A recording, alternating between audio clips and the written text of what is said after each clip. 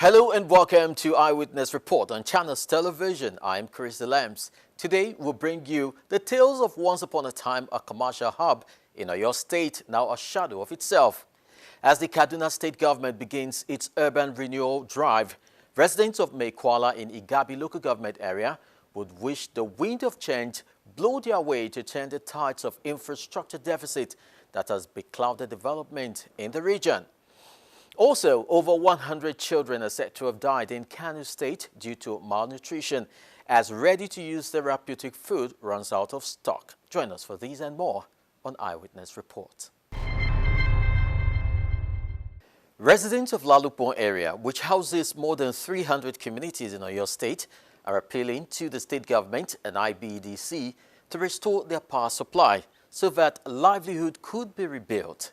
The leaders of various communities under the Iwo Road Lalupon feeder say life has become increasingly unbearable as small businesses, which is their mainstay, could no longer thrive. The program examines life without power supply to some of these communities, which used to host big industries with profound effect on their livelihood. From various homes and business places, phones are assembled here to be charged at a fee. It is no news that lots of communities are in darkness across Nigeria. What drums up more concern is the fact that so little appears to be ongoing to salvage the situation. In communities like the historic Lalupon in Oyo State, a budding industrial hub has long drifted to oblivion, leaving joblessness, unhealthy rural-urban migration and crime in its wake.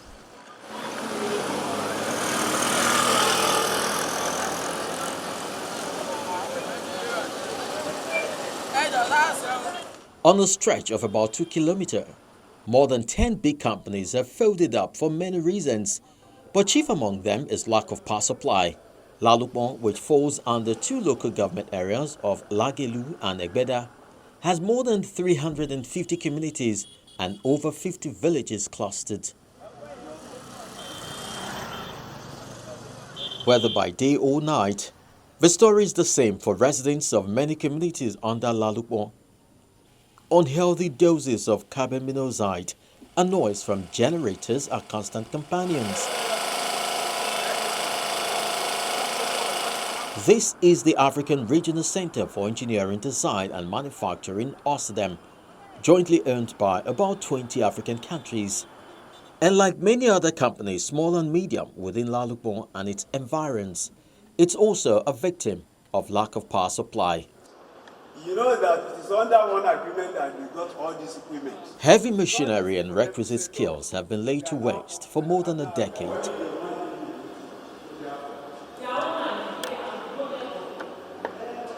The aim and objective of the place is to enhance the both small and medium scale, fabricators or maybe industrialists.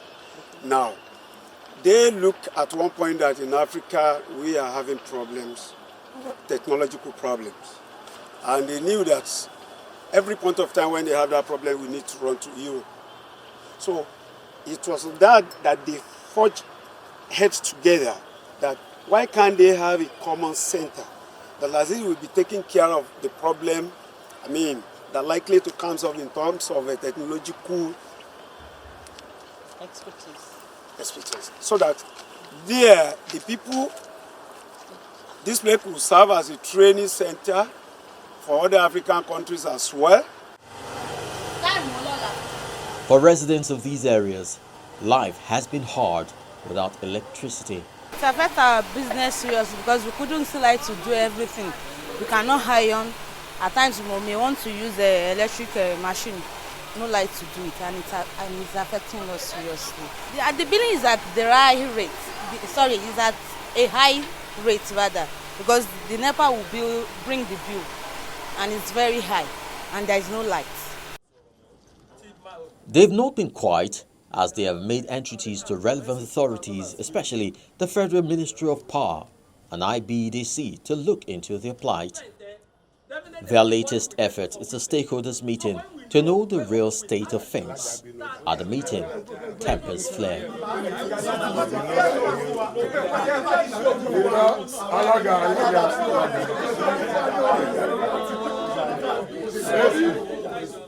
After the meeting, the IBDC representative sheds light on the issue at stake. We are battling with a feeder that is very lengthy, that can take as much as 13 megawatts. Lalupon is a feeder that is prone to faults. There are about 28 tee-offs in Lalupon. And we have tried to reduce the load on Lalupon by taking around 27 transformers to reduce the load to the extent that with 8 megawatts, Lalupon can enjoy power supply up to as far as Olukunle. And we are appealing to our customers, the community leaders, especially the youth, that what is on the present situation is a tough time, yes, but it definitely won't last because there are positives. The federal government, even IBDC, are putting plans to ensure that that axis of Lalupon enjoy fair and stable power supply. So we don't need to go into protest, violent demonstrations, and all of that negatives, because they've suffered for a while. And as I'm talking, the federal government has approved the Iwo to backfeed from Iwo. They've approved that end. So with power supply coming from Iwo end, it's going to reduce the pains of inadequate power supply. Then more promises are made. We have concluded that we are going to improve on the supply given to Lalupon 33 kV feeder. We are going to give them at least, we promise them 8 hours supply, 4 hours during the day and 4 hours at night. And all the questions raised will be looked into. From this technological research hub, which closed down since 2007, to Leland's heavy-duty truck assemblage, to battery producers, glass manufacturers, hotels, schools, and artisans, the narrative is agonizingly the same. They're all dead without power. The major concern is the spiraling effect of the closure of companies such as these. Livelihoods have been lost in the 8-year struggle to get power restored in more than 300 communities. Efforts must transcend rhetorics and get something done for the inhabitants of Lalupon and environs to boost not just the economy of the area, but the state at large.